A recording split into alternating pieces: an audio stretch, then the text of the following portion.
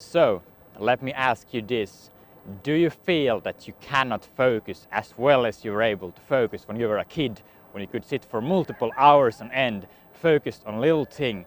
Do you feel like you reach for your phones hundreds of times at a one day, and do you feel like this could be correlated somehow?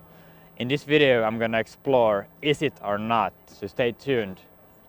When investigating behaviors or almost anything that is human, a lot of it comes from our ancestral wirings, from the environment that we found ourselves in back in the day. And in the case of addictive technologies, it is really tied to a couple key points that were found in the caveman environment. The first one was gossip. Back in the day, it was extremely important to know what your mates in your tribe was doing, what your family was doing, who was in alliance with who could you count on, who could you not count on, and so on. Because this information was directly tied to your success in that environment. Because all the alliances you had, all the success you had, and all the failures you had were so dependent on this. So, gossip is extremely prevalent in every technology that you find in Facebook, Instagram, in Snapchat, and you have to recognize that in order to not get pulled in by it. Because if you do, it will just hinder you from doing the things that you want to do. And the second, of course, that is also based on evolutionary psychology, which is like pretty much common sense, is mating. Like you are on those technologies because you think there is like a little slim chance of you finding a mate through it. And even if it's just like 0.001%, your brain still perceives it as an upside, and there is no immediate downside to using technology except from it taking your whole life, like your time. But you don't feel that way because you are wired to mate and to reproduce. So you just ignore that downside and you just think subconsciously, of course, that hey, I might get something out of it. And you might get something out of it, of course, but you just have to keep in perspective, is the time investment worth it? And the second big category of things that makes us addicted to technologies is companies, big media companies, big technology companies. These companies' whole bottom line, revenue, profits, all are dependent on how much you look at that screen and how many ads you click on. So, what do they do to make you addicted? They do different things. For a starter, they do a thing called A/B testing. That means that they split up the consumers in different groups, and then they make the groups see a little bit different. Like let's say Facebook, the Facebook page is a bit different, or Google, like you change the color a bit, and then they see, is the response rate better? Do I get people to stay on the site even 5 seconds? Because 5 seconds times a billion users in Facebook's case is a lot of seconds. It's 5 billion seconds. So A/B testing.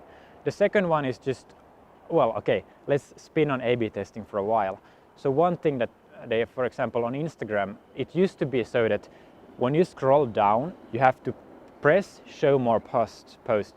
But then they removed that because they realized that you simply got a lot more attention if it's an infinity feed that you cannot find an end to.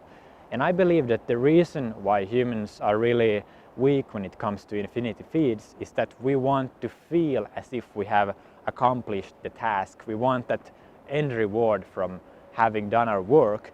But in the case of an infinity feed, there is no end. It's infinite. So you can literally spend hours of your day, that's how many people do it, hours of their day, going through it. And is that how you want to live your life? Probably not. And then, of course, companies such as Netflix or Amazon, who produces different kind of TV shows, they on purpose instill cliffhangers on the end of their TV shows so that you will watch one show and you will get the cliffhanger and you just need to get that reward So you need to start watching the next episode, and of course when you open that episode, the drama or the thing gets resolved, but then the next thing comes and you have to watch another one, and another one, and it just never ends. And one final point about just technology in general, even when you open your phone and look at it, if you have programmed your phone so that you have notifications on your lock screen, it's a bit like gambling. Because when you gamble, the most effective gamble is gamble where you are rewarded randomly. Like gambling, when you always get rewarded, that's not sustainable, of course. But then, like, you don't know when when you're gonna lose and when you're gonna win. That's when it is exciting. So it's the same when you look at your notifications. You don't know what there is. There might be something good, something bad, and you just get addicted to that diversity of stimulus. One more category: media companies, CNN, all these huge giants. Who do you actually think is their customer? Do you think that you are their customer? No. You are just the little object that they trade for money, because they trade you for your attention, for advertisement revenue. And you have to really recognize this. Like, newspapers can either make really quality reportages that takes a lot of money to produce, takes a lot of man hours to produce, and might not even be viewed that much, because in the end, like, who really cares about some corruption scandal? The thing that people cares about are fear and different things of outrageous, like, moral injustices. That's what people gets excited about, because we have this innate, let's say, like, module in our brain which looks for fairness in things, and whenever somebody gets treated unfairly, we really feel that. It's the same thing if you tell somebody that 100,000 people has died in a country. It doesn't register in your brain. But if you tell somebody that a little girl got trapped under a truck and her leg was squeezed and it broke and she couldn't get water for 3 days and so on, you can empathize with her, and therefore that story is more relevant. So that's one more weakness we have in our brain. And a good book that I would recommend to you, like highly recommend, it's called Irresistible by Adam Alter. And he basically views technological addiction as being a behavioral addiction, similar to playing slot machines and so on. So I highly recommend checking out the book. And in the next segment, we're gonna go through of how to actually cure this. I'm gonna give you step-by-step things and easily applicable things that you can use right now to lessen your technological addiction by many hundreds of percents. So stay tuned for that part.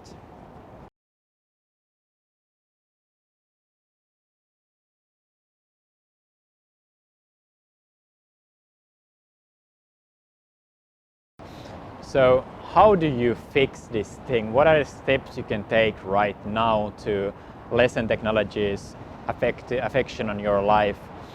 The first one that is so easy but so few people know about it is turning your phone grayscale, and even your computer. By turning it grayscale, it's a really interesting phenomenon, because our brain is adapted to responding to visual things. Human beings basically like colors a lot, and the technological companies has recognized this, and they have created extremely vivid displays that makes it really hard for you to resist. But the best way to get rid of it is to just tune out, but you probably don't want to leave your phone away from your life, because it does bring you a lot of good things as well. So the second best thing is to put it into grayscale so that it doesn't affect you in the same way anymore. And I'm gonna put a link to both Android and iPhone guides how to do this, so you can just implement it immediately. The second one is tied to advertisement, and it is putting ad blockers on your computer and even your phone. If you use Opera browser on your phone, you can put on an ad blocker by default, and if you have Google Chrome or Mozilla Firefox, I think you can do it with your computer as well. So definitely do that. The third one for Facebook, it's called Facebook Newsfeed Eradicator. And it's this magical little add-on that you put on your Chrome, and it takes away your whole Facebook newsfeed and puts a nice little motivational quote there instead. So you can still chat with your friends, you can still get invited to cool events, and you can still go to your friends' profiles, but you can't get the newsfeed, which is basically filled with crap that you don't even need to see. The fourth one is putting site blockers on your computer that blocks certain sites. And I highly recommend blocking tabloids.